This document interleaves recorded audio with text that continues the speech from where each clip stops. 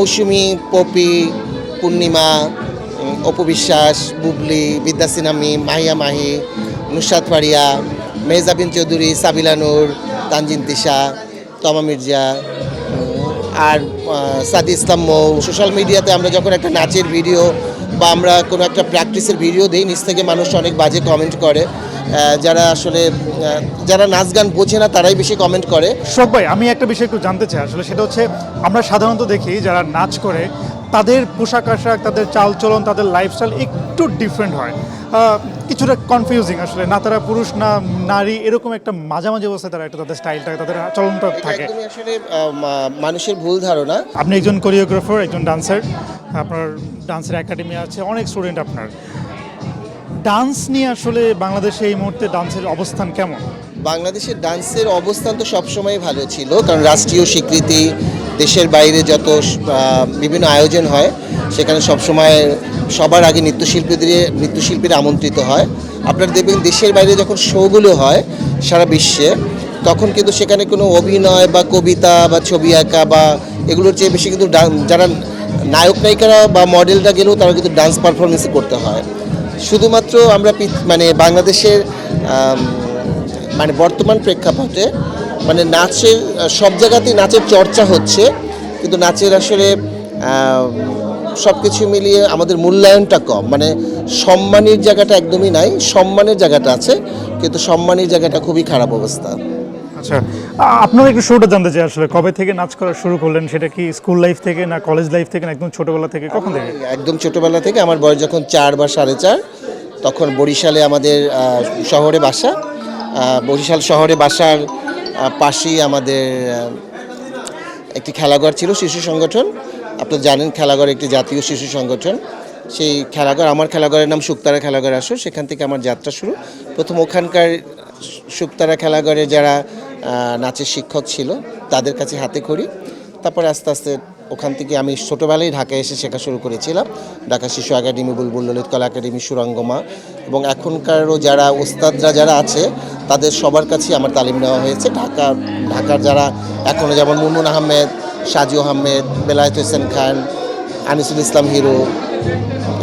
আমার প্রথম গুরু হচ্ছে জিনাত বরকাতুল্লাহ, বিজুরি বরকাতুল্লাহর মা। এইভাবে অনেকের কাছে শেখা হয়েছে, তারপর তো নিজেই একসময় গুরু হয়ে গিয়েছে শিখতে শিখতে। আমাদের দেশে যে প্রেক্ষাপট, সেই প্রেক্ষাপটে আসলে ছেলেদের বিশেষ করে নাচের জগতে আসাটা অনেক ডিফিকাল্ট। সেই জায়গা থেকে আসলে আপনি কীভাবে ফ্যামিলিকে কনভিন্স করলেন বা সোসাইটিকে আসলে কীভাবে মানিয়েছেন? ছেলেদের নাচটাকে এখনও ভালোভাবে দেখা হয় না। আমাদের সময় তো আরও টাফ ছিল। টাফ থাকলে ওই সময়টা কিন্তু আসলে একটা শেখার, নাচ গান যেটাই বলে না কেন, শেখার মতো একটা অবস্থান ছিল বা একটা মানসিকতা ছিল।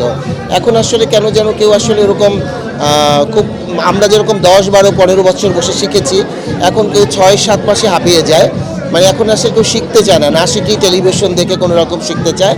আর ছেলেদের জন্য তো আসলে আরও টাফ। আপনারা তো দেখতেই পারেন সোশ্যাল মিডিয়াতে আমরা যখন একটা নাচের ভিডিও বা আমরা কোনো একটা প্র্যাকটিসের ভিডিও দিই, নিচ থেকে মানুষ অনেক বাজে কমেন্ট করে। যারা আসলে যারা নাচ গান বোঝে না তারাই বেশি কমেন্ট করে, এবং এটার জন্য আসলে অনেক বাধাগ্রস্ত হতে হয়। অনেক সময় আসলে পরিবারের মানুষরা সেই খারাপ কমেন্টগুলো দেখলে বলে যে তোমরা আসলে এই পেশাটাকে ছেড়ে দাও।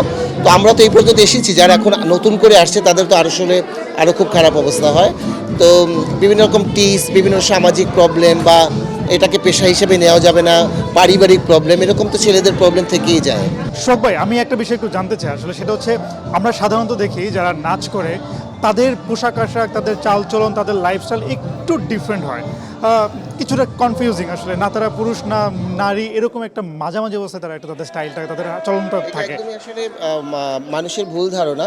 কারণ আপনারা দেখবেন এখন কয়েকদিন আগে একটি ফ্যাশন শোতে সালমান মুত্তাকিন, আরিফিন শুভেরা হেঁটেছে, বা আপনি এই যে এখানে দেখতে পারেন একটু আগেই এখানে ছিল অ্যাডালফ খান। এরা কিন্তু আসলে কেউ নৃত্যশিল্পী না।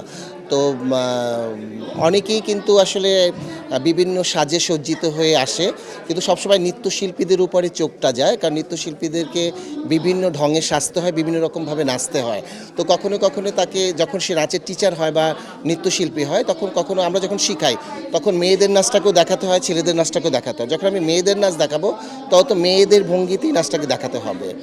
আর শুধু নৃত্যশিল্পী কেন, আমার দেখা মানে যেই ঢঙের কথা আপনি বলছেন সেই ঢঙের আমার দেখা বাংলাদেশের সকল পেশার মানুষ আছে, অভিনয় থেকে শুরু করে একজন ট্রাক ড্রাইভার থেকে শুরু করে একজন doctor, professor, engineer, school master, তাদের ভিতরে অনেক মেয়েলি ঢং আছে, কিন্তু নৃত্যশিল্পীদের দিক তাকিয়ে থাকে, কারণ তারা সবসময় সুন্দর করে সেজে থাকে, নিজেকে পরিপাটি করে থাকে, আঙুলটা শুধু তাদের দিকেই যায়। আপনার হাত দিয়ে কতগুলো স্টুডেন্ট এখন পর্যন্ত বের হয়েছে নাচের, আর কোন কোন তারকাকে আপনি নাচের কোরিওগ্রাফি করেছেন?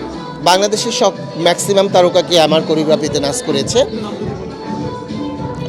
মৌসুমী, পপি, পূর্ণিমা, অপু বিশ্বাস, বুবলি, বিদ্যা সিনহা, মাহিয়া মাহি, নুসরাত ফারিয়া, মেহজাবিন চৌধুরী, সাবিলা নূর, তানজিন তিশা, তমা মির্জা, আর সাদি ইসলাম মৌ, তারিন জাহান, নাদিয়া, চাঁদনি,